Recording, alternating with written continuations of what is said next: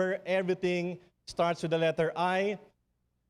Institutions, investments, infrastructure, information, implementation, intelligence, interaction, instruction, inclusion, integration. Big words, but you know what they mean.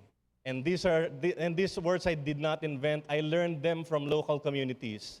And the most resilient communities on earth know these 10 things. That is building resilience. And building resilience is important.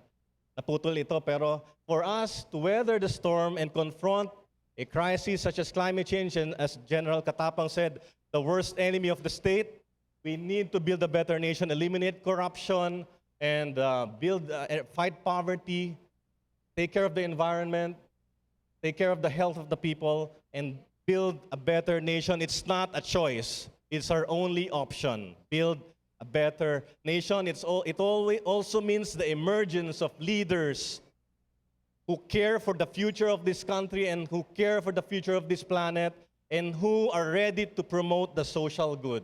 We need those leaders. And many of them are in this room right now. The question is, 2030 is not too far from now.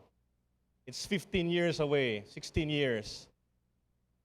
But we do not really have the luxury of 15 years. So why wait until 2030? Let us make 2030 happen right now. That is an imperative. Now, what does it take to make this all happen? And this is my last 2 slides. What does it take to make all of this happen? I call this a planetary awakening, a moral awakening, solidarity among all people on earth, and kinship. We have to set aside our differences and become united in our resolve to change the world for the better. As we sit here, hundreds of thousands of people are converging on New York City, expressing decades of frustration about the inaction, the lack of urgency of governments around the world in solving climate change, especially those who can change the big stuff. The big governments, the big countries of the world refuse to take concrete and urgent action. And hundreds of thousands are expressing their indignation over that. And for those, and we must all stand up on the right side of this issue called climate change. And for those who stand up for what is right, we must stand with them. For those who march towards a new dawn of hope, we must march with them.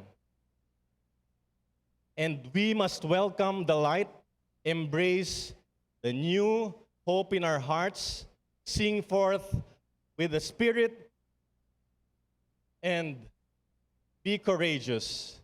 Be courageous. Now, the People's Climate March is a moment that can change the course of history. But more importantly, it's not just a moment, it has become a movement. And we are all part of it because we are part of the human family. And as a movement, it will not